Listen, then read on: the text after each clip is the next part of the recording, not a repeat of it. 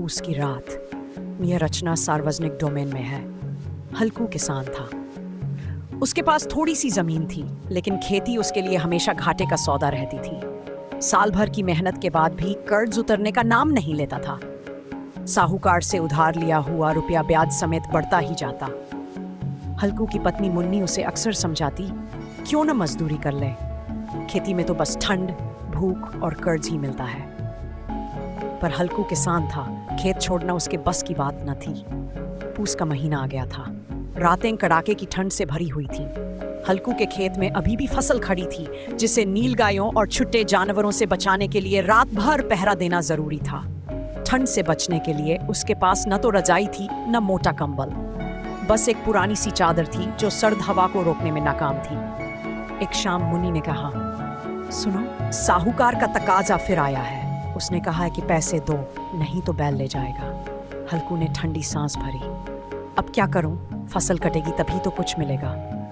मुन्नी बोली, अगर इस बार रुपये मिल जाएं तो पहले एक मोटी रजाई ले लेना, यह ठंड जान ले लेगी। हल्कू ने साहूकार से मिले पैसों में से मुश्किल से 3 रुपये बचाए थे। उन पैसों से उसने एक मोटी रजाई खरीद ली। रजाई पाकर उसे ऐसा लगा जैसे जीवन की सबसे बड़ी दौलत मिल गई हो। उस रात वह बहुत खुश था। उसे लगा कि अब पहरा देना आसान हो जाएगा। रात को वह अपने कुत्ते जबरा के साथ खेत पर पहुंचा। आकाश साफ था, तारे चमक रहे थे, लेकिन हवा में बर्फ सी चुभन थी। हल्कू ने आग जलाई, रजाई ओढ़ी और जबरा को पास बिठा दिया। आग की आंच से कुछ राहत मिली। वह बोला, जबरा आज तो मजा आ जाएगा, ठंड क्या बिगाड़ लेगी। कुछ देर तक वह आग तापता रहा, लेकिन जैसे जैसे रात बढ़ी, ठंड बढ़ती गई। आग की लकड़ियां खत्म होने लगी। हल्कू रजाई में सिमट गया। जबरा ठंड से कांपने लगा। हल्कू ने कहा, आ जा जबरा, रजाई में घुस जा। कुत्ता उसके पास आकर बैठ गया। धीरे धीरे हल्कू को नींद आने लगी। ठंड ने उसे सुस्त कर दिया था। आंखें भारी हो गई। उसने सोचा, थोड़ी देर सो लेने में क्या हर्ज है, जानवर आएंगे तो जबरा भौंकेगा। लेकिन जबरा भी ठंड से बेहाल था। वह भी सिकुड़ कर बैठा रहा।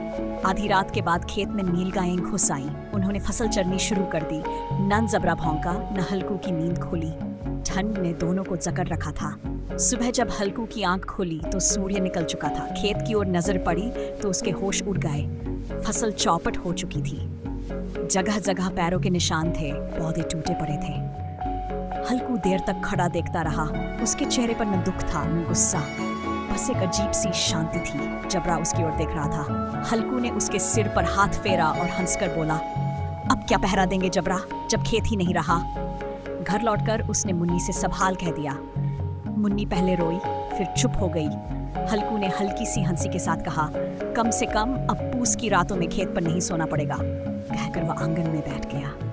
उसकी हंसी में हार की पीड़ा थी, किसान की विवशता थी और उस व्यवस्था पर मौन व्यंग्य था जहां मेहनत करने वाला हमेशा ठंड, भूख और कर्ज से ही लड़ता रह जाता है।